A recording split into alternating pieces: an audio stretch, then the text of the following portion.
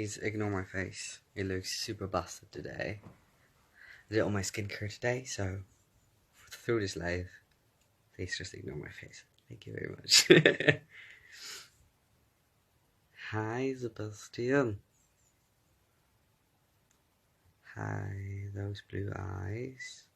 Sela, CDV, Tripsy, Brina, Tori, Lana, Saku, Johnny. Please ignore my face today, guys. Today I did like some skincare, so it looks super busted today. I hope it's gonna look better tomorrow, but we'll see. We'll see. Just saying. No, don't look my greatest. My wall doesn't look its greatest as well. Wow. That's great. Looks like cave drawings. I don't know what it is exactly. I don't know.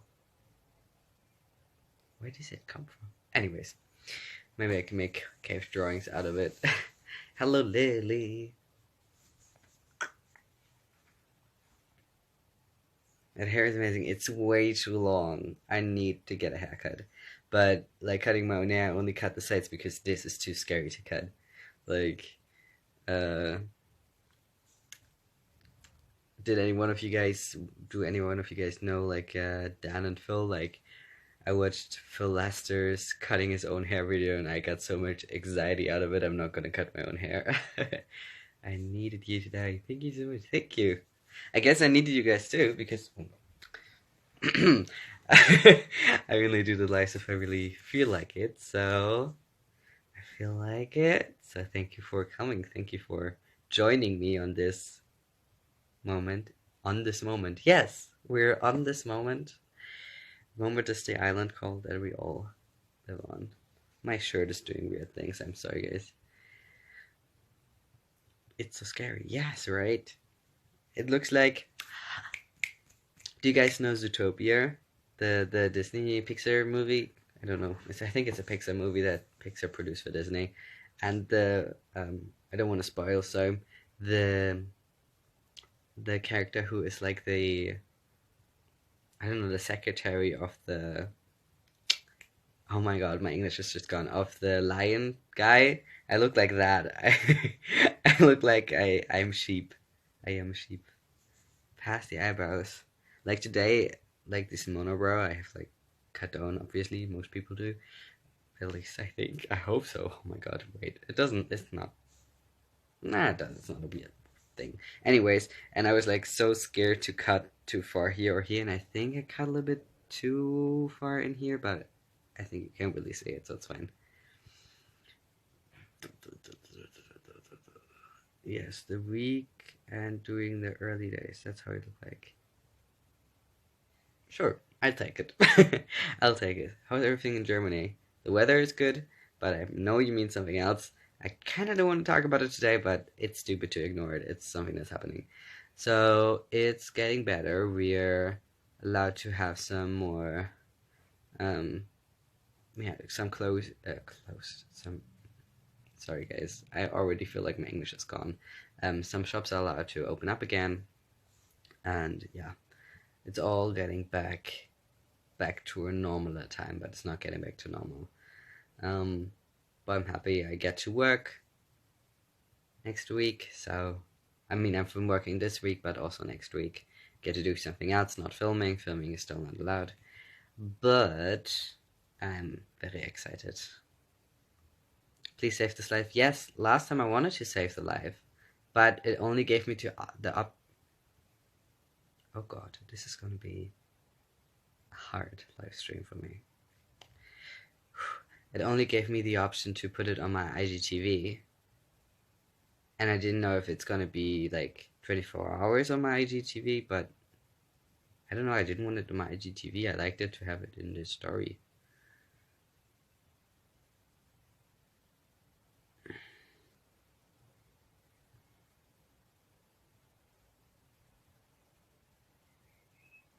Wo hattest du deine Mastek? Agaplesion Klinikum. Die sind sehr nett da. My beard is thriving. I cut it down today. Make it look a little bit more even. Look at this. My face is like I was in a war or something. You started reacting to Dirk? Oh, that's cool. I like watching reaction videos. Maybe I'll find your channel one day. It looks so cool. Really? It looked like I'm like an atomic explosion, like poof. Have you heard of the Pride Fall situation? Yes, I've also heard that it's pretty much a hoax, and that the people who try to organize it are already dispersing and not really doing it. For the people who don't know what's going on, there was like this whole thing where people with I think riot beliefs, I think they had something with like making their profile pictures neo-Nazi-esque. Anyways, they like planned this whole thing to infiltrate the LGBT community online, and then like slowly start sending them like critical stuff of the LGBT community and disturbing stuff and stuff like that. But I don't know, it feels as if, and some people have already said that the organization is already pulling apart, not really happening. So yeah, you can always be mindful, but I don't want people to experience Pride Month in a state of fear. So that's why I'm just saying, F those guys. Yeah, we don't know what's true, it's the internet. But we shouldn't freak each other. I want the skincare routine as well. No, I want the skin routine as well. I really don't do this much. What did I do today? Okay, I'm gonna go through it. I wash my face, which is a thing you all should do because it's pretty simple. Just wash your face. I washed my face. Then I shaved. Then I showered. Then I did a peeling. Then I have this, I don't know from which brand it is. I don't really want to brand name drop, but it's just something to like that looks like water, but it's not water. There's like herbs in it or something, and then you do put this pad, and then you kind of like go through it, so I get all the shit out of my face. And then I put a matcha face mask on it. Then I leave that on. Then I take that off. Then what did I do then? Yeah, then I put my face cream, lotion, whatever you want to call it, on it. And then I do just put some extra stuff on the pimples that appear in my state of puberty. A serum? No, I think it's not a serum. It's more like to wash it out. It's not as itself is not nurturing. It's just washing shit out. Yeah, matcha mask. Oh my God, I'm so sorry. This is gonna be a hard one. Matcha is that great? So good for the skin. Yeah, your skin feels good. Bleib so toll, wie du bist. Eine große Inspiration. Where did you learn so good English? Not in school. I mean, I learned the basics in school, but I learned it from watching YouTube videos and Netflix and just movies and everything in English. That's why my formal English isn't as great as my casual English, because I learned my English from casual conversation and listening to that. When you forget English, yeah. But today my English is just gone. I don't know what's going on. I think even if I would talk German, it would be gone. So I chose a stupid time to do this lesson, but I didn't know. I mean, that's probably the reason I haven't talked a lot today. I've wrote a lot of emails, had some phone calls, but like they were like 5 minutes or something. So it's just probably that. God. Yeah, broccoli mood. Hiking, you should watch Elite. I finished it. Actually, something you guys said that I finished. Oh, stop it, Carl. He says the hottest, sexiest man on earth himself. I'm taking German in high school. Good luck. No, it can be a very, very beautiful language. Carl Lucas, yeah, but it's already over. Now it's just we are at a point where we can just be friends, but I don't know who of you guys was there in the Carl Lucas era. It was a beautiful romance. Um, Short-lived, but so intense. Carl can join the live stream. I don't know if he wants to join the live stream.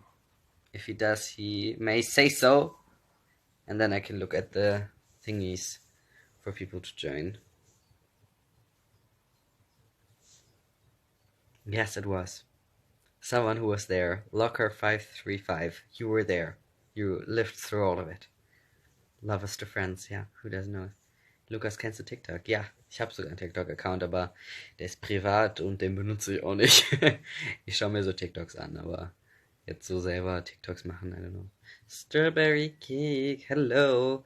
We're gonna see each other in like 2 weeks. Because next week you're doing something else, which is sad. But I'm very excited to see you. What work are you doing? I'm doing some more synchronizing, which is cool. And I've been doing some writing recently, which has also been cool. How are you? Sorry if you already replied the question like this. I'm good. I'm getting out of my winter depression, which is great. Yes, can't wait. Me too. Because like in winter I always get like my mood always goes down, and today I think it's the best day we had yet in Germany. It's like 21 Celsius, and the sun is out, even though I can't go in the sun because I'm having skin problems, which is great. But apart from that, it's been so great to finally have the air just be warm. I know it's so stupid, but like breathing warm air, not like wet air, not like that. That's like, ugh, but like warm, dry air. I don't know, with a good humidity to it. I just feel it in my bones. A duo plan with Milo. Um, Not as far as I know of, no. But if she should sing, which I hope she does, at one convention she goes to, then I'm super excited to listen to it and hear it. Weißt du, ob es bei EK Mochis gibt? Mochis? Kenne ich, glaube ich, gar nicht. Was ist das? Can you give me an idea of what to do with my future? I finished my matura today and I don't have any plans. Dude, that's like such a big question and we don't know each other. That's very hard. I can't answer that. But what I can give you as an advice from a person who is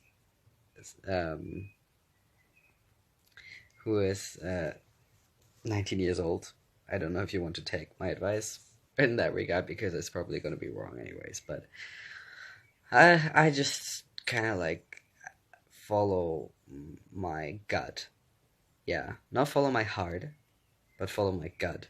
Because my gut, like my tummy, is kind of like the point where my head and my heart go together and they fight it out. And when I feel like there's something that runs right with my gut, then it's probably the right thing to do. Try out stuff. It doesn't have to be the right decision right away. I see a lot of my friends who did different, graduated in different ranks than I did. They struggled a lot with, they thought like they had to have the thing right away, but you can try out stuff. You can do something for a year or do a practicum, do stuff, be an intern there and do that and find what you like, because eventually you're gonna find your way through all of that. It's just you don't have to find it right away. Like feeling like everything is so unreversible and ultimate just makes it harder. If you realize that there's so much more possibility and time gives you so much more space than you make yourself, then you can just relax into it, try out stuff, and be more excited about it. It's so exciting to try out different things and choose your profession. That's so cool. Don't stress about it. Don't make it a thing that's, when you think about it, it resolves into negative feelings, even though obviously it's a stressful situation because you feel as if you have to have a decision now, or you are lost because after so many years of school you feel like you're just in this always going forward mode. And that's something I realized too, because in my work now, I started with acting. For example, last year I started with a main character role in a great series that I love, and dear is dear to my heart.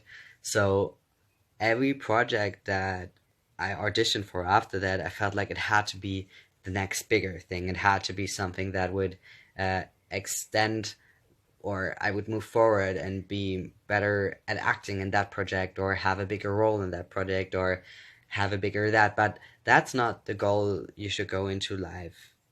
Anyways, of course, you should have ambitions and you should have dreams, but just doing something that is not as great or not as ultimate as the thing you did before doesn't mean it still gives you progress in your life.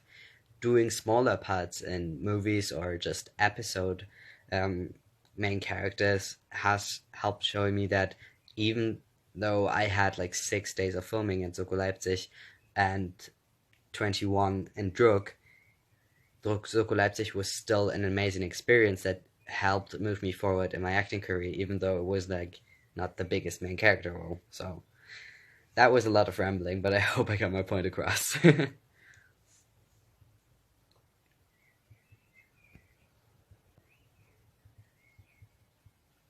Sometimes you want to try different things, different jobs, but 3 years later you're still where you started. Mm, are you sure you're where you started? Because in those 3 years, I would imagine, obviously I don't know your situation, and for everyone it's different, but even in like this year, I haven't done much. Like there wasn't the space to do it, but still, even in the last 3 months where I didn't do anything, I couldn't work at all, I still mentally progressed. I understood something about myself that maybe I wasn't relaxed enough to see last year because it was too much going on. So I got clearance on other things that will now help me move forward. I feel as if those moments where you don't know what you're doing are sometimes the moments where that are most revealing about what's actually in you and what's driving you. Because some people are happy with other things. Like happiness is so personal. Like every individual finds different things that make them happy, even though it sometimes seems, oh, like this person is so happy. I don't know, what's a stupid example?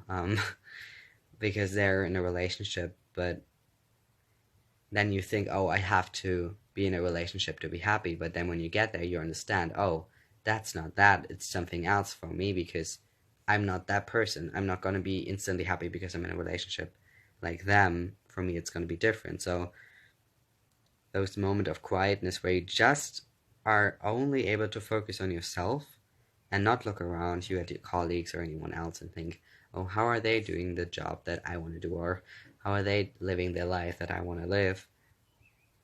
You kind of realize that you have to do it like you want to do it, which is pretty obvious if you think about it, but also in theory, in theory, as a theory, way easier to understand than to actually do it in your life and apply it to your day-to-day situations, because it's such a grand construct and it's nothing that you can just like, okay, I'm going to start doing that today. It has to be like a mindset, I guess.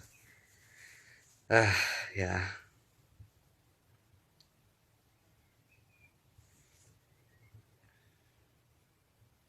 Facts, I wouldn't say it's facts, it's more like thoughts, but I'm glad that you agree with them because um that means I actually was able to elaborate on what I was saying. I chose a bad day for talking about a lot of philosophical, and quote unquote, it's not really philosophical, but a lot of thoughts in my head because today my English is gone, so that's not a good idea. Beatles or Queen? I would say Queen, even though there are a lot of great Beatles songs, but Queen has just. I've been to two Queen concerts. One of them was with the guitarist and the drummer from the original band, and one was just a cover band that had the lead singer who did Freddie Mercury's voice for the Bohemian Rhapsody movie. And it's just such a great feeling. I like the whole feeling of the concerts, and all the people who listen to it are there. It was just such a great experience. So I feel like I have a better connection to Queen than to the Beatles, but I'm still like the Beatles. I'm literally in my German class right now. Why? Why are you watching this in your German class? Adam Lambert is amazing. Yeah, he's a great guy. I really liked him in the Rocky Horror Picture Show in the remake. It was I liked his performance. He was very fun. I turned 18 in 2 months and I'm terrified. I don't want to grow older. 18 is not old. Like, I get older is something else. But yeah, why do you don't want to grow older? Because I understand it. In some cases, I feel as if I'm turning 20 this year, so I'm like, oh, when the two is in front of your age, you kind of have to. This fly just decided to crash my philosophical life stream. I'm gonna fight you. Just leave, yeah. That's what I thought. That's what I thought. Anyways, um, I'm turning 20 this year, so I feel like, oh, kind of have to get my life together. But also, I feel like 30 is a new 20, and 20 is like, you can still figure stuff out. But I think you kind of have to get away from the illusion that you have to, like, or there is gonna be a day when you figure it out, when you're just, I'm an adult now. Because I feel like that moment never comes, at least with all my friends that are older than me, that range to like 40 or 50 or something. They say, oh, I'm still a child, like I'm still a child, so I don't see myself as an adult or something. Just from my mindset of course, from how we are perceived in the society. Of course, when you're 50, you're an adult. But still, they are like, I'm still figuring stuff out, still getting stuff about myself, and also still changing. I think that's something that people sometimes forget. Even when you get older, you're still changing, and your situation is still changing, and you keep evolving. So it's not, you don't have to be scared to be older just because you feel like, oh, I'm not there yet. I think there is no there to be at. It's kind of like stupid in a way that it's like the way is the goal. In German we have this saying, der Weg ist das Ziel. I don't know if there's an English version of that. If there is, please put it into comments.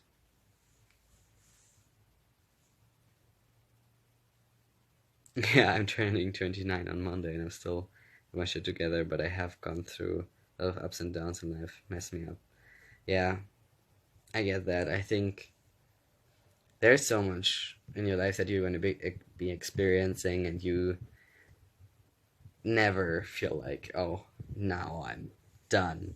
Or maybe when you're a little bit younger, I feel like when I was like, I don't know, 14 or something, I was like, oh my god, I know everything, which is so stupid, but I get it. And the same time, I knew why I felt that way at that time, because it's kind of like the only way I could survive at that moment, because I was turning into what I guess you could say is a more developed person. Like, personality from a child's age on develops like when you get 4. So from that moment on, you kind of start to develop your own ways, and when you go into puberty and with the whole hormone thing, you kind of start really doing some basis work on who you are and what you are, and you want to be treated like that. You want to be treated like a whole person, even though you're not already. You are a whole person. I don't know how to say that. How do I explain it? I feel as a teenager, I was so desperate to be that. That what I thought was completely safe, strong, self confident, and an adult, what I think it was. And when you look back, you actually see that what you did and how you acted was actually the most not adult that you could ever act. Always questioning and challenging and never admitting that you're wrong. Always being like, no, I know it, and I'm like that, and this is me, and this is never gonna change. I think in the moment when I'm a teenager in my life, it was the moment where I mostly thought, oh, I'm done. I got it. I will never change. And if you ever get to that moment where you think, oh, I'm gonna never change, that's probably the moment where you're like the most um interchangeable. I don't know. It's so stupid, but I don't know. It's just a weird time in your life, and it's such a hard time as well. And I recognize that I'm not one of those boomers who's like, oh god, they just need to get their shit together. No, it's a hard time. That's why you do it. Like that's why you cling to being someone and identifying with something and being sure, because you feel if you're not, you're just gonna be lost and you're gonna fall down. And oh god, it's a really hard time, a weird time. Kannst du bitte auch ein bisschen Deutsch reden? Frag mich eine Frage, dann beantworte ich sie dir gerne auf Deutsch, Lea. Boomers, yeah.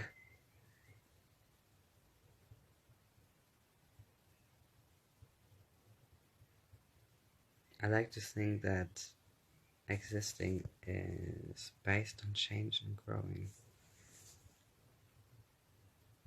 Yeah, and also appreciating what's.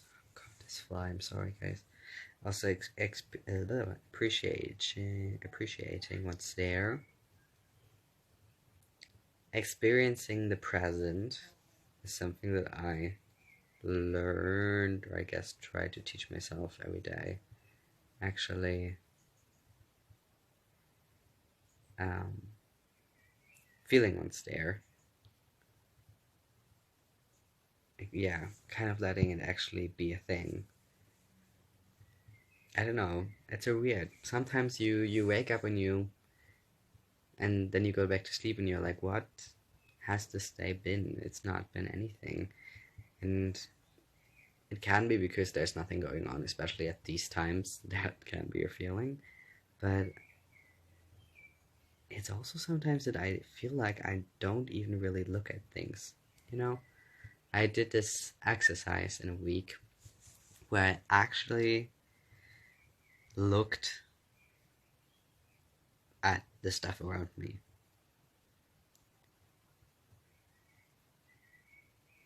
And it was so weird. It sounds very like, ooh, I'm feeling the energies. But what I mean is, it's a simple thing. But I wish maybe I was in a train or something, and I just looked out the window and didn't look anywhere else. Like, of course, you can see the whole grand theme of things, but I just looked at, like, out the window and concentrated on that. And then I saw what was outside, how the sun hit the window and how it reflected on the people's heads that were sitting in front of me. And I just started smiling because it looked beautiful, which I would have never realized. So, I don't know. Sometimes you just find beauty in the moment. Okay, deutsche Frage. Was ist dein Lieblingswort auf Deutsch? That's also used in English. Das auch in Englisch benutzt wird. Was wird denn in Englisch benutzt? Nicht viel, ne? Ach so, ich habe letztens herausgefunden, dass unsere Kickertische nennen sie in Amerika Fußball. Und dann auf so einem komischen englischen Akzent so Fußball. Was bei uns halt einfach nur Fußball bedeutet, so, you know? Yeah. Thanks for speaking English, by the way. No problem. I just answered a question in German. Rucksack, Donauwelle, Kindergarten. Mood. Love you. Kindergarten.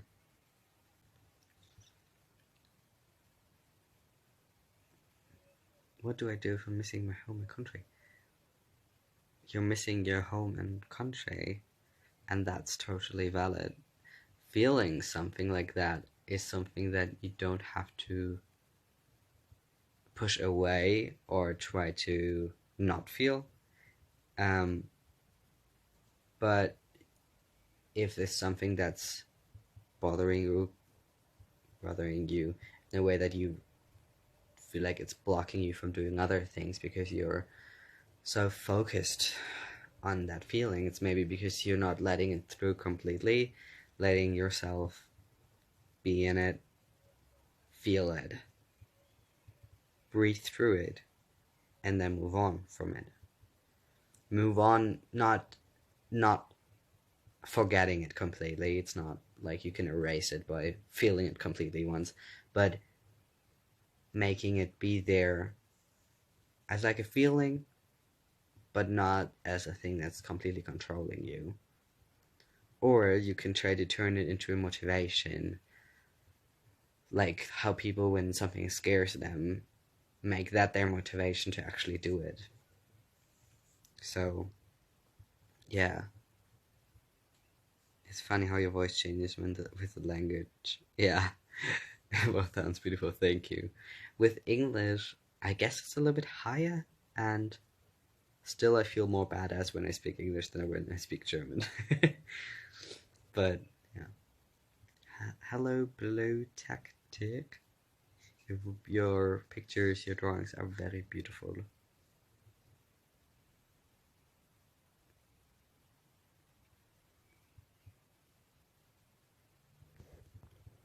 How can I tell my friend that I have a crush on her? I don't know if she's a lesbian too.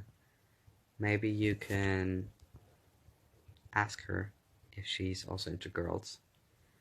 And if you have that out of the way, then maybe she's already gonna get that you're maybe interested.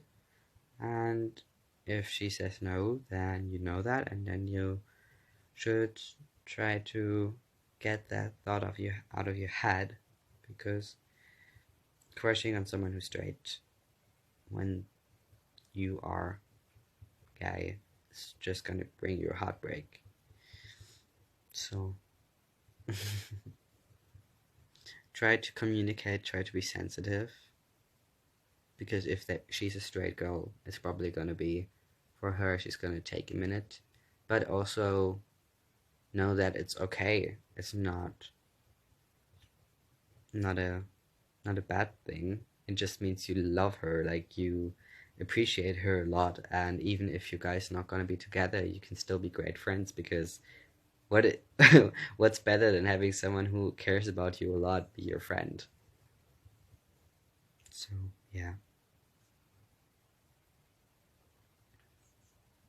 But I know it's hard. It's easier to say it than to actually do it. Just take your time, and but be true to yourself. Don't lie to yourself, and be respectful with yourself in a way that you don't set yourself up for something that you know is not gonna happen, or yeah.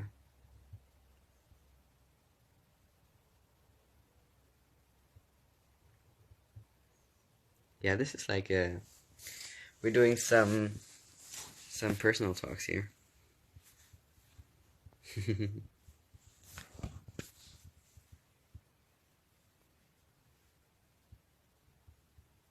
How did you feel finishing school? Was you anxious about your final exams? Because I am. Even though my Wikipedia page says otherwise, I actually did a Fachabitur, so I did not do Abitur exams. So that's not something I I had to go through, but I don't know. I was a person who didn't really learn for exams, which is not the best thing to do, but I was very active in the lessons themselves. I always had gute mündliche Noten. I was, yeah, always very concentrated when I was in class. That's why I still got okay grades while I was not learning much for the exams outside of school. Life lessons with Lukas, jetzt bitte jeden Freitag. Oh Gott. Eieiei. I don't know if I have the power for that. Because next week I'm starting to work again, as I said already. So then it's gonna be, I guess, a little bit more thinned out, or it's gonna be more, I don't know. Either I'm gonna be more motivated or less motivated. You're gonna see. I feel so powerless in terms of what happened the last couple of days, even though you can spread awareness. I'm really upset because I feel like I can't do anything. I said that already. I said that, where did I say that? At the Hamburger Film Fest. Spreading awareness, being able to do something. It doesn't have anything to do with how many people follow you, how much influence you have. Because I feel we have to be clear that there is a difference between impact and influence. Of course, I have theoretically more influence as someone who maybe on social media, if we only talk about social media, has 100 followers on social media.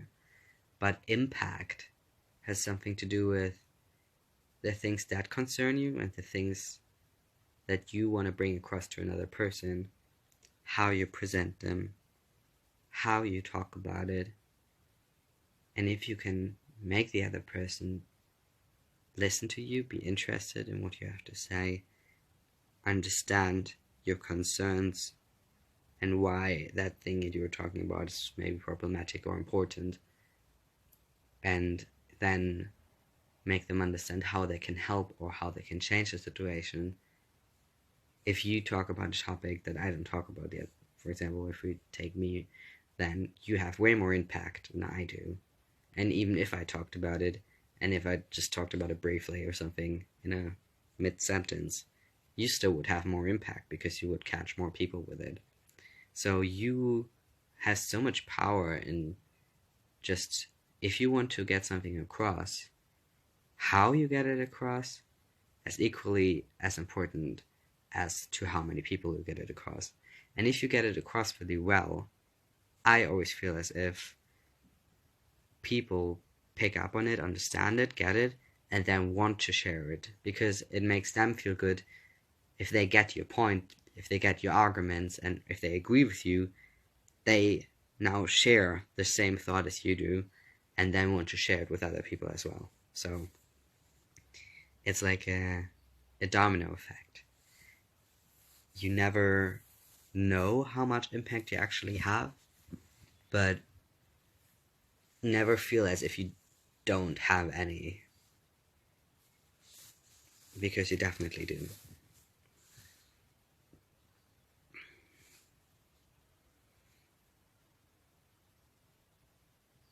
I think my mom suspects I'm gay. She's just gifted me a rainbow colored pen. That's cute. If she actually suspects it, that's a very nice way to say, I support you. Lukas woke up today and I'm gonna teach about these gays and stuff. I don't know. I'm just, literally, what all I'm saying is my thoughts. That's something I always try to empathize on, because I'm not a studied whatever. I'm not a, how do you say it, professional. I just talk about, I came out today, so I'm married to my cousin. Congratulations. I hope the support is there and that they can help you on your journey. I meant like that Hamburg Pride is getting cancelled and we won't be able to go in person, but yes, it's amazing that people are doing it virtually as well. Thank you for the tip. Yeah, Pride Month is so close. Yeah, we can still be prideful. Are you single? Pretty much. Favorite drink during the hot weather. I really like just cutting some limes and drinking, putting them in sparkling water. It's just so refreshing. And then sometimes I buy mint and I put that in there too. And if I'm feeling freaky, I'm doing like, you guys probably know caipirinha, but I'm doing a non-alcohol caipirinha. Getting colds. Non-alcohol caipirinha tea, where I just put all the ingredients for a caipirinha plus mint. So it's more of a mojito, I guess. But in a mojito, there's no brown sugar. Well, then I guess it's an original tea. Just lime, mint, brown sugar, and then hot water. And I really like the taste of it. Just wear your pride outfits on those days for a statement. Anyways, I actually didn't get any pride outfits. I mean, I still have my shoes, which are staring at me from over there. So I probably have them, but I don't know if I'm gonna wear them at home. But still post stuff and be prideful.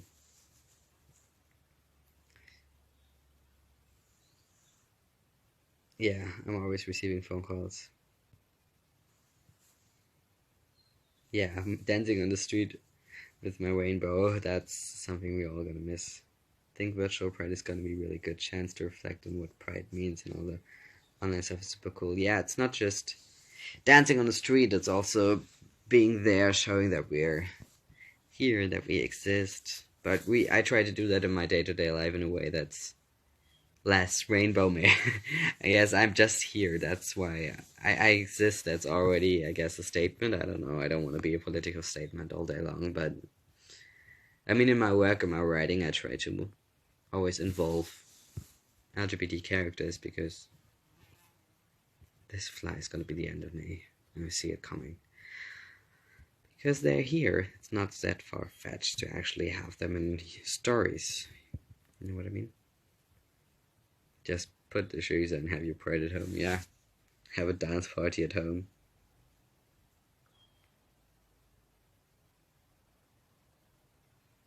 You look so happy right now, I love this. I am so happy because it's so warm and I'm a summer child. I was born in August. I don't know what that means, but for me it means that I like summer. Mate, have you heard about Pride? Or what do you think about it? Yeah, I heard about it. We already talked about it. I'm gonna try to leave this live up, so if you want to check my opinion about it out, it will be on my IGTV later on. But I basically said that I'm pretty sure that it's a whole hoax. So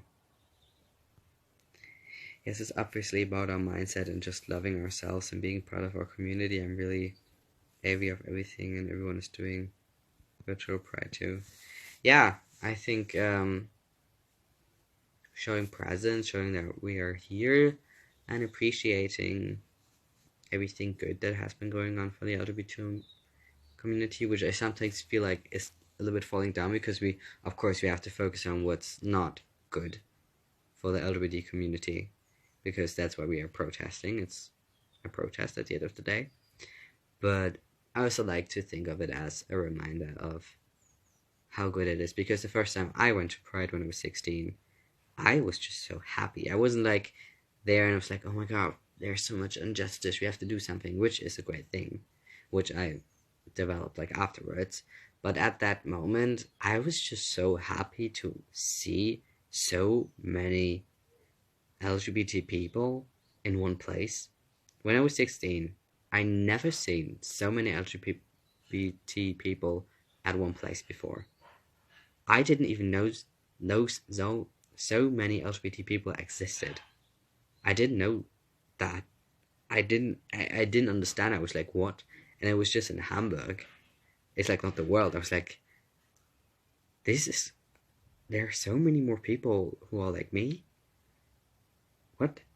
And that's for me the most magical thing about Pride, actually showing someone who's also in the LGBT community that they're not alone, that there's so many more people out there who are just like them. And I know these days the internet is kind of helping with that, and I guess you can always connect with someone who is the same way as you are. But I don't know, seeing those people was such a different experience. But I also never really was into the, or what not into it, but I never really had like an internet community thing. That was not really my repertoire, not my place to go. I'll never forget my first Pride. Thousands of LGBT people, all proud and happy. Yeah, it's crazy. People who are the same as you. Yeah, I mean, we're not the same. Everyone is still an individual, and we still have different opinions about different stuff. Uh, I they're not all gonna be my friends, but what we have in common is something that puts us in a minority group that is underrepresented in the media, as well as sometimes in a lot of countries still has to fight with discrimination. So that's what kind of brings us together, I guess. But I never chose my friends because in the LGBT community, to be quite honest, I don't really have much friends in the LGBT community, just because I never looked for it. I have my friends and they accept me like I am. They don't have to be LGBT to do that. And those friends who are LGBT that I have just came accidentally, which I think is for me the best way to go about it, because it's great to have them, but it's also great to know that I'm friends with people because I like them for them, and that ultimately leads them to like me for me as well, because they didn't choose me to be their friend just because I'm LGBT. They chose me to be their friend because I'm me, which is a great thing to know. A trans woman once came up to me at Pride and hugged me and said, "Thanks for being so visible," because I had a Pride sign, flag, and clothes. It gave me so much hope. Yeah, that's amazing. I don't choose LGBT friends. We just find each other. Yeah, that's it. That's totally the spirit.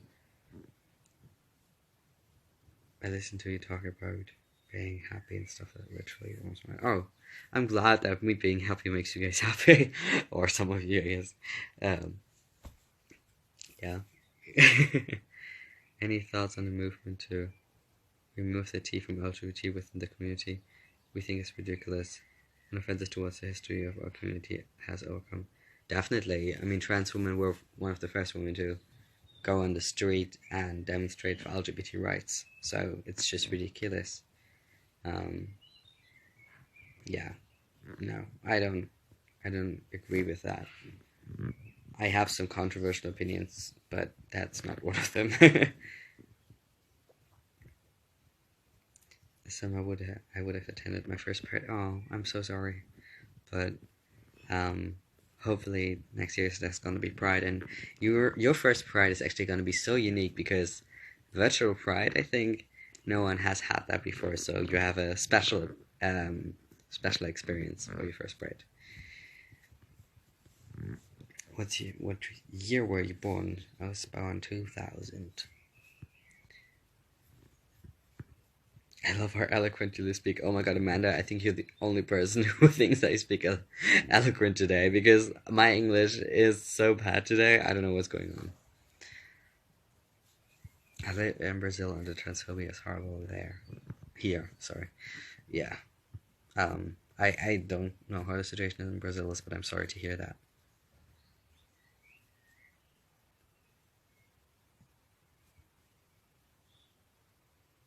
Yeah, fries on milkshake. That's one of my controversial opinions.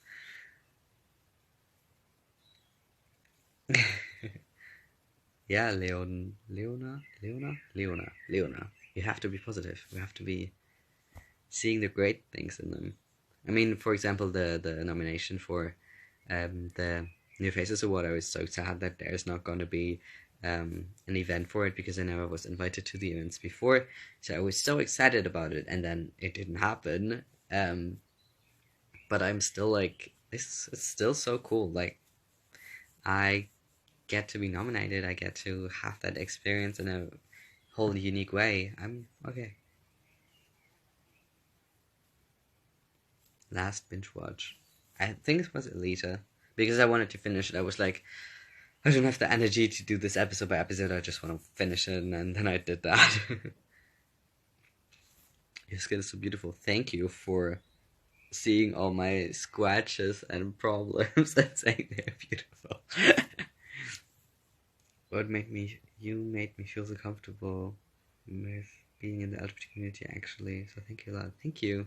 I'm really glad to hear that. I think the LGBT community can be a very welcoming but also very scary place. It sometimes feels like a cult. I'm sorry to say it, but it is how it is. Sometimes I feel like there's so many rules, and if you say something wrong, you're cancelled or you are whatever. And there are so many fights within the LGBT community that I just sometimes distance myself from it. Not saying I'm not part of it, but just the whole drama part of it I'm not like into. It's like the same thing on YouTube. I watch my YouTubers, and if they're involved in drama, I just don't care.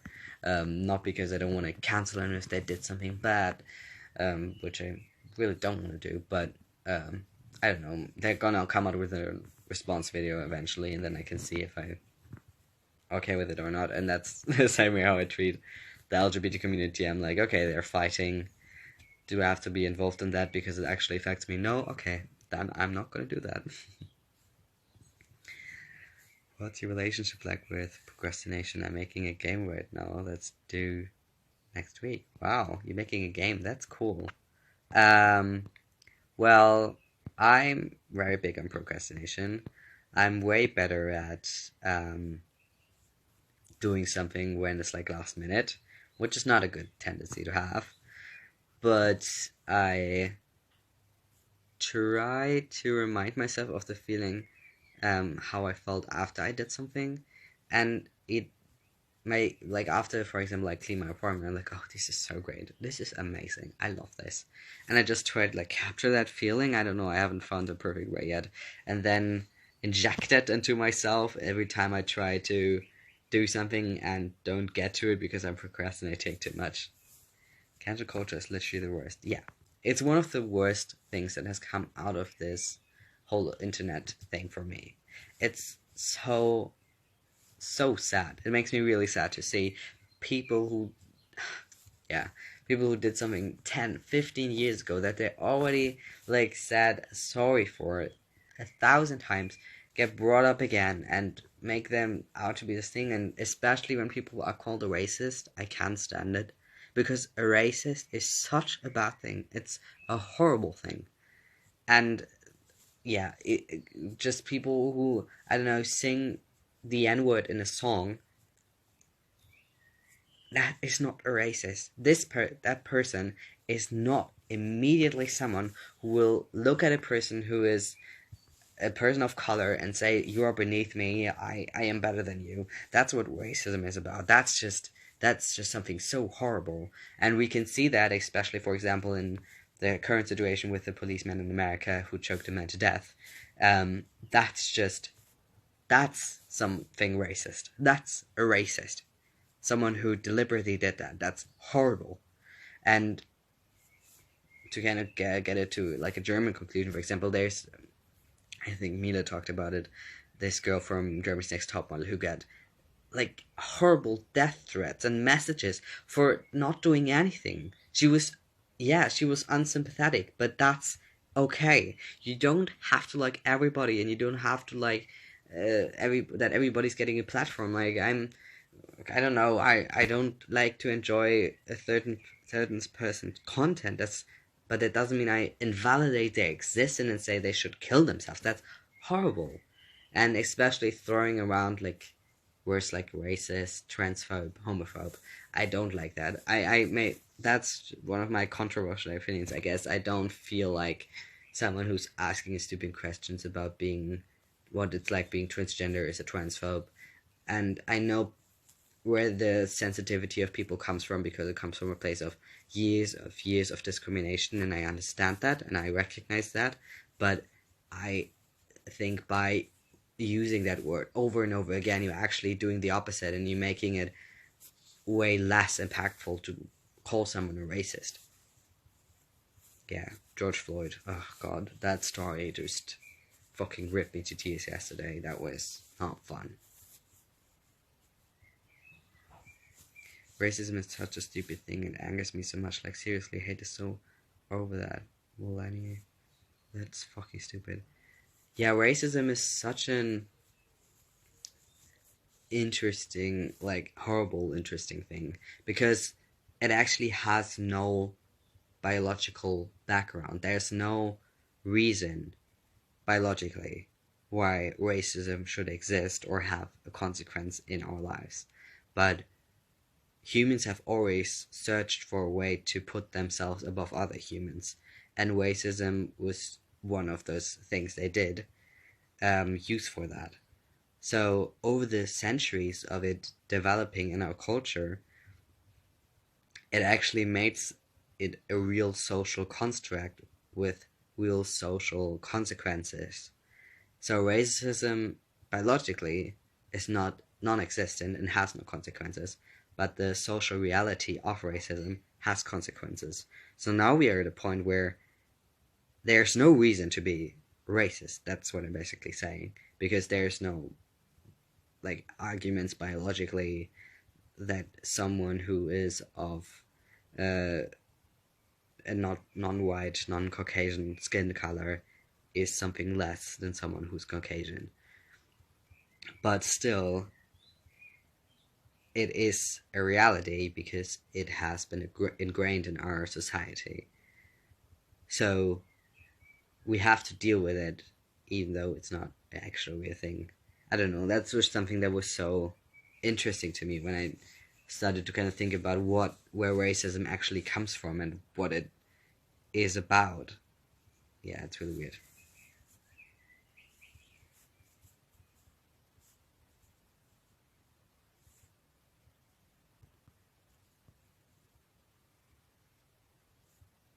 I totally understand what you mean, but I think whatever you say, people will always understand it the wrong way.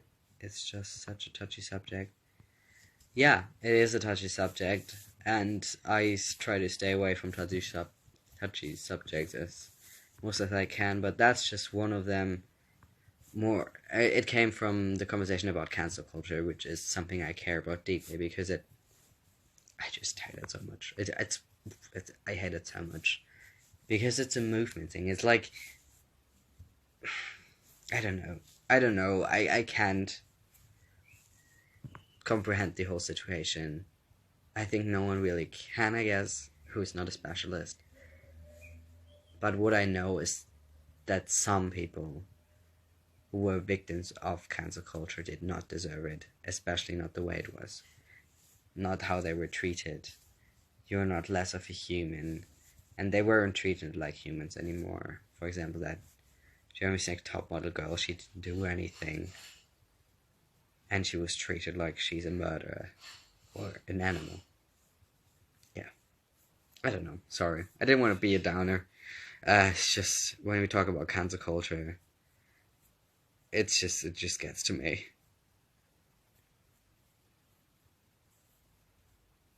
Let's brighten up the mood again. I really chose a bad day for this, huh? I look bad, I can't talk.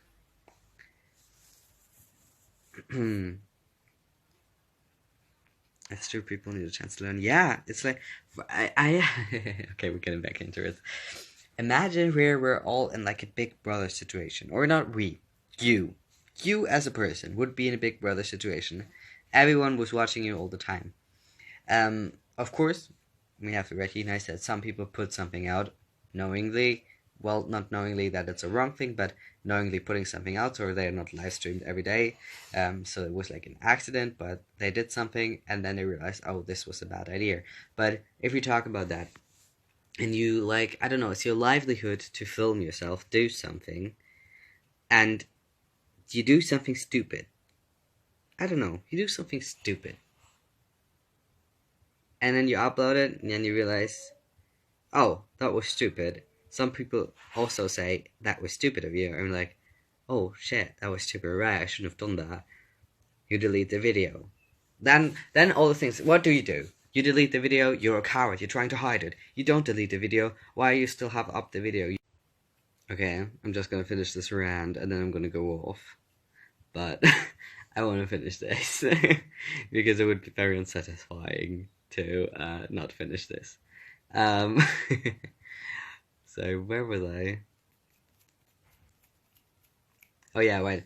You don't know what you do with the video. We're talking about cancel culture here. Um, what do you do with the video? Like, if you delete it, you're a coward, or you're trying to hide it. If you talk about it, people are just like, oh, you're just talking about it because other people said something about it. Well, yes and no. I don't understand if people trying to involving in cancel culture are trying to make someone understand that they did something wrong, and then the person understands that they did something wrong and apologize for it. They're like, oh, you only understood because we told you so the apology doesn't count. And I'm like, um, excuse me? You wanted me to recognize that I did something wrong. That's why you said it. And now I recognize that I did something wrong because you said it. But apologizing now doesn't count anymore because I didn't recognize it myself.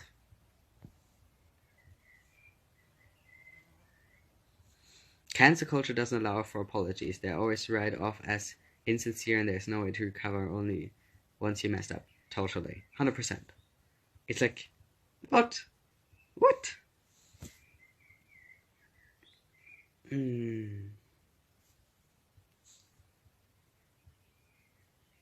Yeah, my hair always grows a lot when I'm live. I feel like next time you're live, you might be completely transformed to a sheep. Dude, I feel you.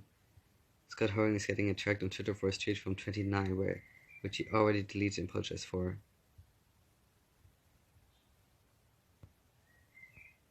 People just have so much time right now, right? And they're only thinking of drama, and they want the power. They want to feel like, oh, I can, like, oh, this person. And that's one thing I always think that's so weird, because now I'm going to talk about personal experience. My quarantine hits differently. Yes, true, Maximilian. I personally got so much less confident when I started to have this following, because I felt like, oh god, if I'm not a good example, I'm not taking enough responsibility for the viewers or for the people who support me. I have to do that for them or be that for them, and I just got so much less confident. And I feel like people think it's the other way around, which is like the comment thinking, I guess, where it's like, oh, this person has more following, this person has more people to comment under their pictures that they're great, so they are gonna get arrogant and confident. They're gonna put themselves on the pedestal that they're being put on by other people, and they feel as if they deserve to be there. So we have to immediately tear them down the second they do something wrong, which is so way off from how I feel the situation is when you get a following, because at least for me, I felt as if I have this big responsibility and that I try to do everything wrong. And if I were to do something wrong, which I think I did once or twice, then being told, oh, you're a horrible person, blah, blah, blah, you don't deserve this following, I was like, oh my god, they're right. You know? And that's just so... yeah. Whatever.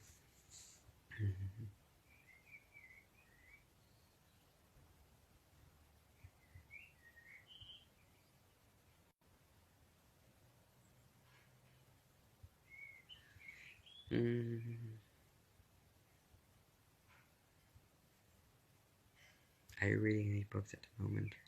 No, but my book taste is just like my music taste, not the creme de la creme, I guess.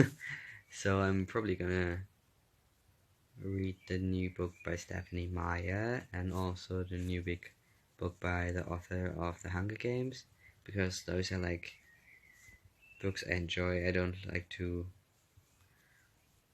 I don't know, read literature that reminds me of my work. And I always have to like read very serious pieces in my work because I don't know why, but I get like booked for more serious jobs, I guess. Comedies are not really associated with my person yet. We will see. But so I like to like read a little bit more softer stuff. Hunger Games still amazing. Yeah.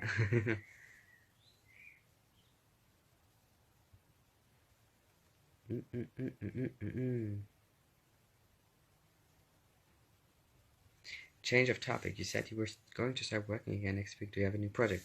It's not a new project.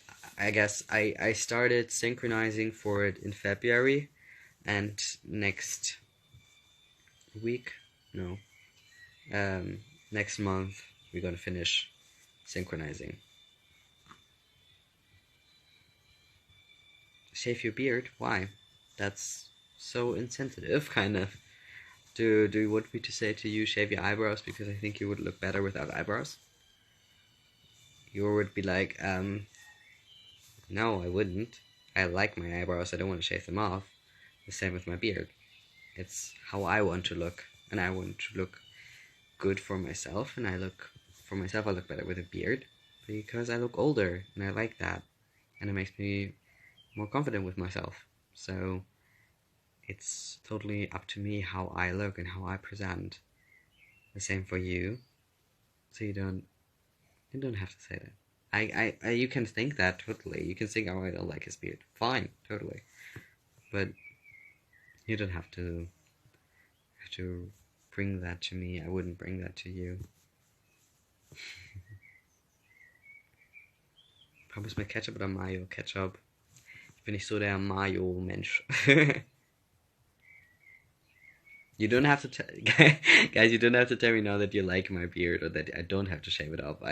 I'm thankful if you like to express to me that you like my beard, but essentially it's nice. I like it. Thank you. Definitely thank you. But the most important opinion about my beard is myself because I have to wear it. So I kind of have to, for myself, have to say, I like my beard. But thank you, that's very nice. You don't have to protect my beard, thank you. I'm totally fine. I'm sure this person was just trying to be nice, but yeah, it's fine.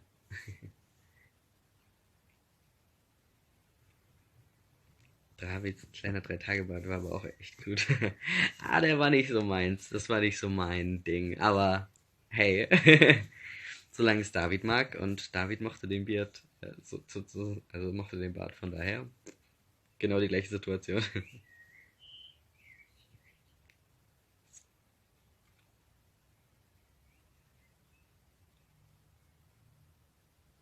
Lukas, our noses match. Did you know? No. Did you get a septum piercing? Congratulations. I think you posted it in your story. I think you tagged me on it. Is this your cringe in here? Yes. It's a forest. Do you have any siblings? Yes, I do.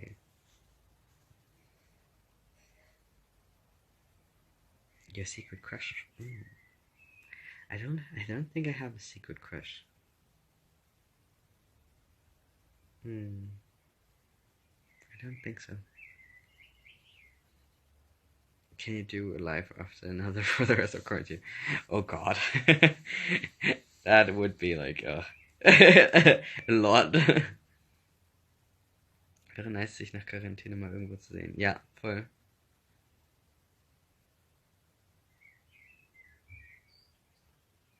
I was frustrated because of these shitstorms and cancellations of people happening right now. Live stream has really made my day, thank you. Oh, I'm glad to hear that.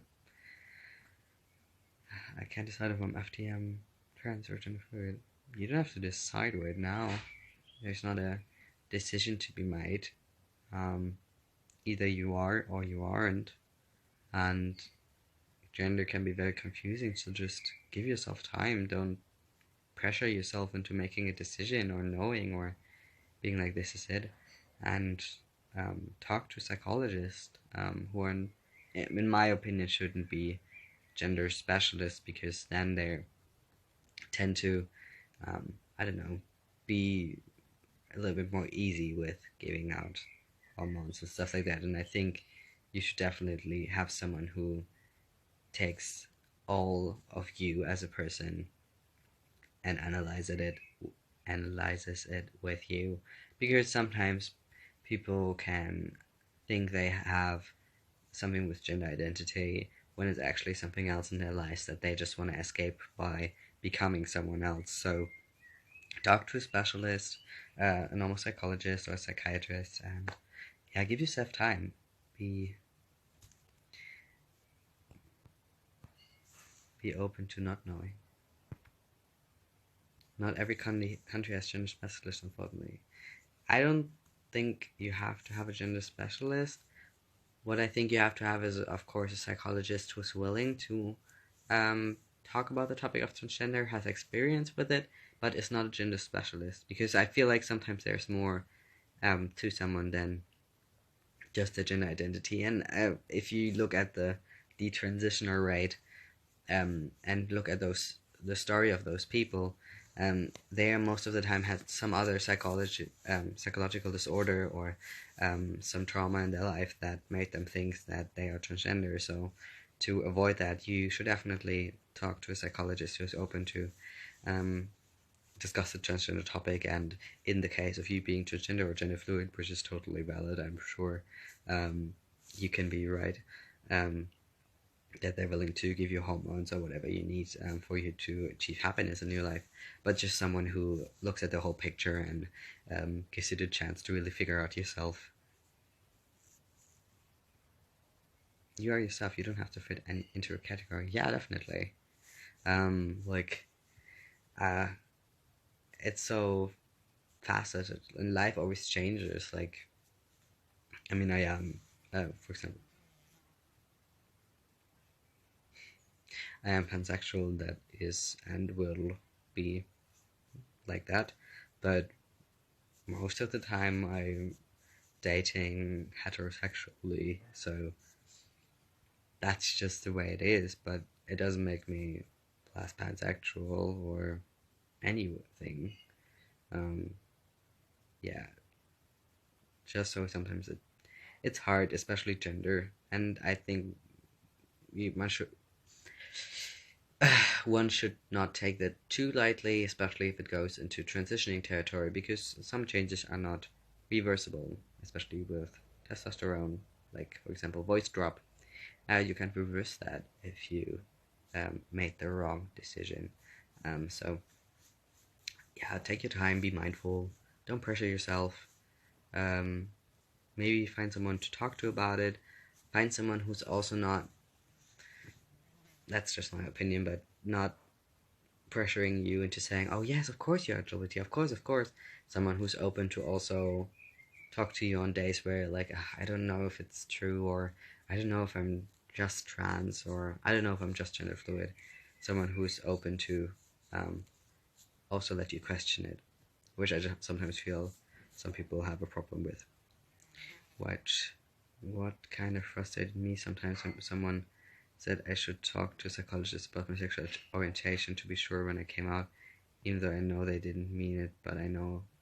Yeah, with sexual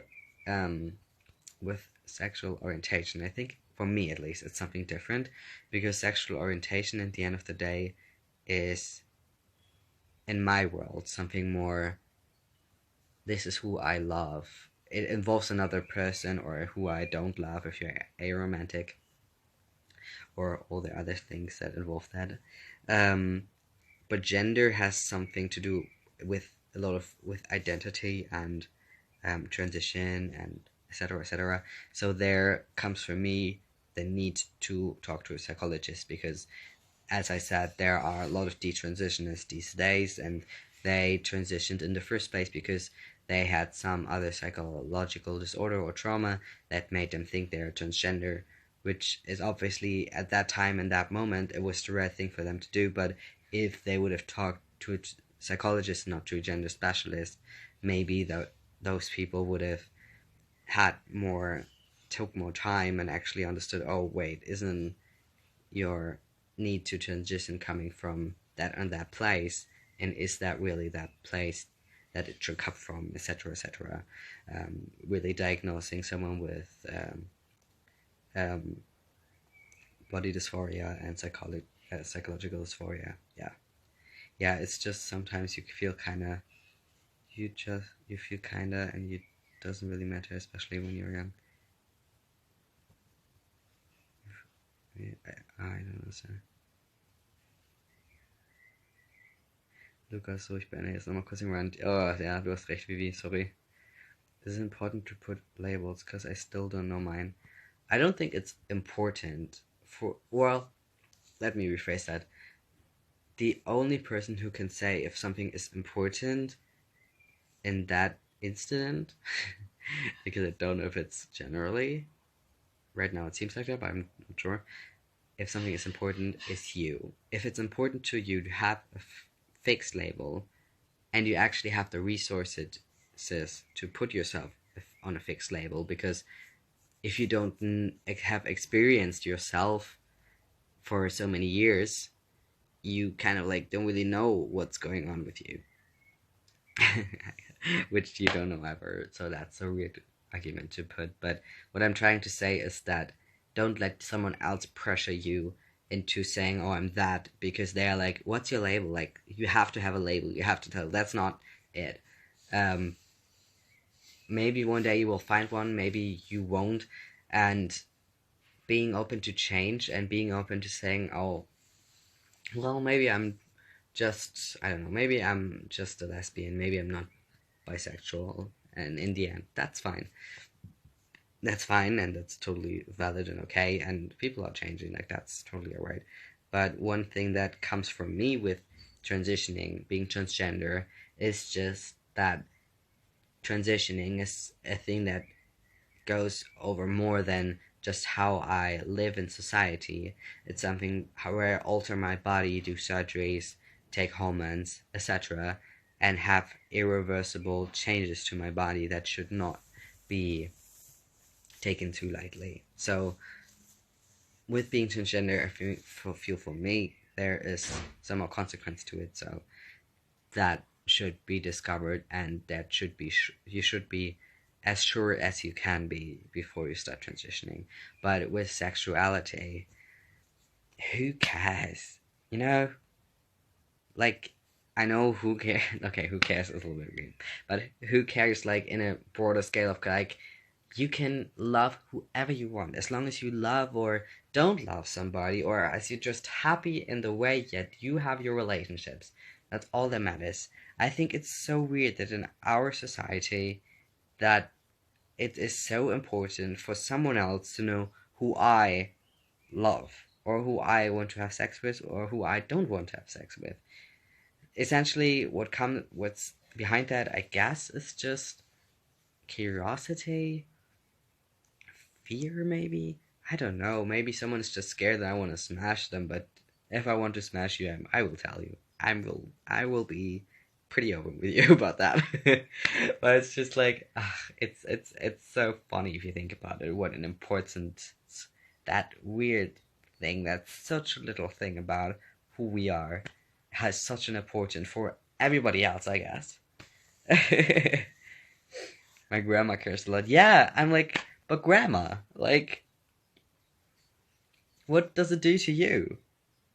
What does it change about your life if I'm, I don't know, into guys, into girls, into non-binary people? What does it change about your life? It doesn't change anything. It's my life. That's what it is.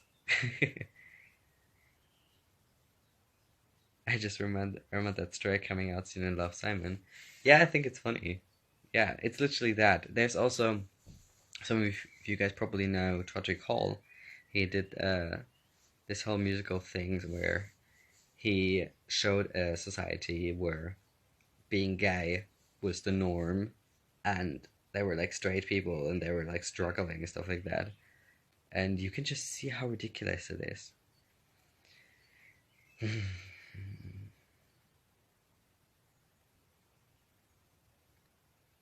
My father always also cares a lot. Yeah, now we're getting to people who like care, but it's just yeah. Lately, there have been a lot of people invalidating pansexual, which makes me, as a pan person, so angry and so sad. It's hard for me to explain the difference between bi and pan. How would you say it? Um, it's weird because I like to use pan because I know it's just means that I don't care if someone is, I don't know, non-binary, and I fall in love with them. That's fine. Like, I don't, if I do, I do. And with bisexuality, I guess the term would be more, I'm into men and I'm into women, biological, non-binary people. But there are also bisexual people who are with non-binary people. So, and that doesn't make them pansexual if they don't want to label themselves like that. But I know that there is a lot of importance between making that change. That it's a different thing because it's different experiences, I guess.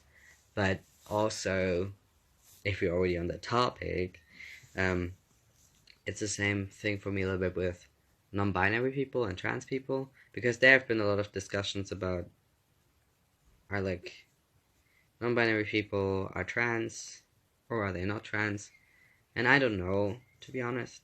I feel a lot of non-binary people want to label themselves as being part of the transgender part of the LGBT community, I guess. um, they have very different experiences than transgender people, um, because most transgender people, um, who are a little bit older and have actually lived a long life as the opposite gender have transitioned and etc. And non-binary people sometimes do, sometimes don't. So I don't know. It's just there are so many different experiences, but they all want to be at the same label, but then also don't want to be under the same label. I don't understand it really. I don't really want to fight anybody, have any arguments about it, because in the end of the day, it's just words, I guess. Like, they don't really have an actual consequence to them, apart from psychologically, I guess. I don't know. It's a hard topic. It's weird.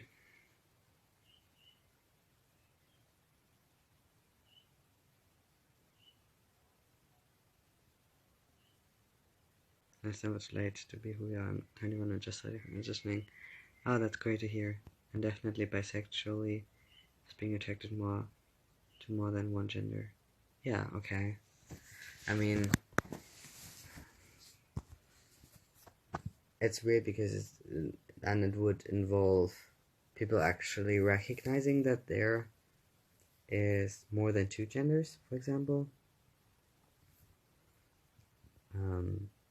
Some LGBT people don't recognize that. So then, is their bisexuality something else than your bisexuality? Because their bisexuality only refers to people who are female and male, and your bisexuality involves non-binary people. It's a weird thing. I don't know. Nowadays, I'm like, maybe I'm pan, but also I like the bi label, and my bi folks who embraced me back in the day. Yeah, it's weird. I know pansexual people that simply don't believe in sexual orientation. Wait, they don't believe in sexual orientation for themselves? Because, okay, I can get behind that, but you shouldn't invalidate someone else having a sexual orientation, because then you would also invalidate, for example, gay people saying, no, I can't just try it with a woman and then it will work. They're just gay. Or or woman, they're just a lesbian, they're not into men. Do you consider the term pansexual as transphobic? What? No, why should it be transphobic? I literally don't know what the fuck I'm... So I'm just saying queer. Valid. In the end, sexuality labels can be very personal. I guess so, yeah. They're all just words. True. But they have an impact nowadays. Hi Lukas, you're my idol, love you so much. Oh. Thank you. Yo, it's late. I noticed you. Thank you so much. Gosh, that reminds me of the bi-lesbians, and I absolutely hate it. I'm raging. Bi-lesbians. Uh-huh. I don't... How does that work? I mean, you can be bisexual and be more into girls, I guess. But wouldn't you also be attracted to guys and maybe non-binary people? I think, honestly, bi and pan are the same personality. Same personality. I relate more to the word pan because it seems more open. Yeah, maybe it's just nuances, but people are very, for people it's very important to recognize those nuances. That's hard, it's weird. Because non-binary seems to be such a new thing. Bisexuality also is in relation to gay or stuff like that, but still, bi-lesbians are contradictory, yeah. Oh my god, I'm crying. Helped me come out as pan to my family without even knowing. Oh, thank you. I'm happy for you. Congratulations. No, the bi-lesbian discussion, please. I get so angry again. Okay. Then we just don't do it. The pan flag is also more beautiful. I think the whole flag... I'm sorry. Controversial opinion over here. I don't get the whole pan flag thing. I'm sorry. Why do we have flags? Are we a country? Okay, I know we want to show visibility, and that's the reason. I get that. But still, it's kind of ridiculous if you think about it, right? Who comes up with the flags? Do we ever have, do we have a Eurovision Song Contest for our flag countries? You know, gays against lesbians, bisexuals against the pansexuals, trans against the non-binary. When is the battle? When is the gladiator battle happening? Have I not been invited? Is my email lost somewhere? Do I need to look at my spam order? Bi-lesbians are just bi girls with a preference to girls, I think. It invalidates the idea of lesbians could be attracted to women only. Yeah, I believe anyone is pansexual because love does not have gender. It's simply my opinion. Okay, I guess. I mean, I get what you mean. It's probably the most open way you can think about it, but I don't know. I know some of my gay friends, and they are definitely not going to go with a woman because they are not attracted to women. So they are sexually only attracted to men. They can have a crush on a girl, I guess, in a friend crush way, but they're not sexually attracted to women. A friend of mine once said, I don't think people have sexual orientation because love is not about orientations. It's not literally... Because I translated it from Italian, but my point was that. Yeah. No. It's a hard one. I don't know. I don't have a... Started with a beard. You better keep that style, man. Thank you. I look older with it, which is very important. I don't know. I don't like when everyone is a little bit bi. No, lesbians and gay men are right there. True. It's a weird thing. I don't know. You're just attracted to who you're attracted to, and if you want to put a label on it, which I guess is the way we do it, do it. And if you feel confident in your label, that's great. And if you feel like, oh, I'm slipping through the cracks, that's also okay. I don't know why people get so serious about it. I mean, I get it, because we have to fight for our rights, and it's all still fucked up in a lot of parts of the world. Yeah. But I just want people to be happy. That's the one thing I want for those people. Yes, they originated from terrorists who wanted to invalidate trans women by saying that being attracted to them made you not just a lesbian. Bro, I wish I had a label right now. I just have confusion LMAO, but IG, that's something that Procrastination think about. Yeah, I think it just comes to you, I guess. I don't know. I mean, let's change the subject. Good. I love you, Denise. um, favorite TV show at favorite TV series of all time. Oh, good question. Well, I really liked Euphoria, but I don't think it's my favorite TV show of all time. My favorite TV show would probably be like a show that I watched as a child. So maybe Avatar: The Last Airbender. It's amazing. I also started to watch Victorious again, which is a Nickelodeon show that had way less season than it deserved. But I watched it again, and it's so cool, and it's like musical theater and everything. It must have had such a big influence on me as a child, which I don't remember it having. I was more of a like Kim Possible fan, but actually that show just seems to be like how I wanted to live my life, be an actor and singing and dancing and have all that. That show just relates to me so much, even more nowadays, I guess, than back then, because I don't have it in my mind as frequently. 13 Reasons Why is coming with a new season. I'm so excited. I'm happy for you that you're so excited. I stopped after season 2, but I'm happy that you get more content. Avatar and Victoria's Taste. Yeah, so different, but also so good.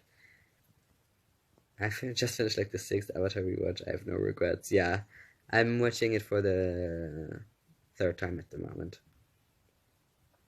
Have you ever watched a musical in London? I've never been to London, actually. I still have a trip to London that I got for my 18th birthday. But yeah, now is not the time, I think. 13 Reasons Why sucks. Don't say that. I mean, if you don't like it, that's fine, but we don't like to spread negativity like that. I mean, if this person likes it, then they like it, and then that makes them happy. None, Esther, don't ask why. We don't want to open up the conversation. Have you watched Good Omens? No, but I have it on my list. And with an E, also an amazing show that I finished. Amazing show. What being alone right now from COVID? Ah, I'm sorry. Good Omens is awesome. Okay. Have you experienced toxic masculinity as a trans guy? Because I did, and I stopped being myself trying to pass, so I started identifying as gender fluid, even though I knew I was a guy, to excuse my femininity. I think there are a lot of people that actually experience internalized transphobia when they become transgender, where they're like, oh, I have to be the manliest man on this planet, or I'm not a man and I have to immediately invalidate my gender, which is ridiculous. I understand what your thought process was like, and I get it. When I was starting to transition, I tried to only wear the clothes that, I don't know, a 12-year-old guy would wear. So I was like passing, I guess, but I think I had more problem with it now, the last year, when I got this following, because so many people were calling me cute and a bean and a baby, which just made me feel so dysphoric, because I felt like, oh my god, I'm coming across as like this fragile thing. And then I stopped myself and was like, why am I coming dysphoric over that? Do I actually feel like being cute or sweet is equal with being feminine and therefore being fragile, which is such a ridiculous mindset to have. So I was like, no, I don't think femininity is fragile or in any way unstable that makes you like weak, because females are so there are so many female people who are so much more badass than me, seriously. So I was like, no, that's ridiculous. Um, I mean, it's okay that I prefer other called to be called other things, but still being called cute doesn't make me less manly. So I'm like, yeah, that's that. And actually, I have the best story of the first person in my life who ever called me handsome was Mitch Grassi from Pentatonics. So I'm like, I got everything I wanted. I got everything I wanted out of my life. Being a trans guy is hard because you have to struggle with toxic masculinity from within the community, but from outside of it, we're victims of misogyny. I think it was a lot harder to live when I was desperately trying to pass, where I hadn't had testosterone yet.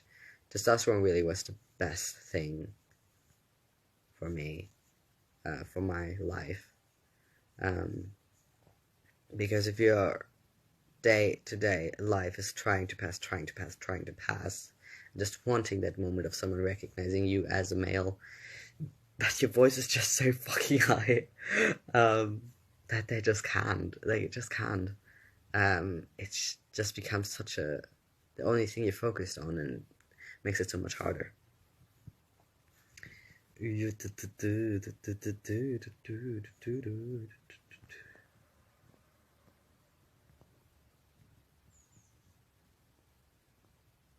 That's everything. Yes, it is. It was so cool. I was like, hello, Lara.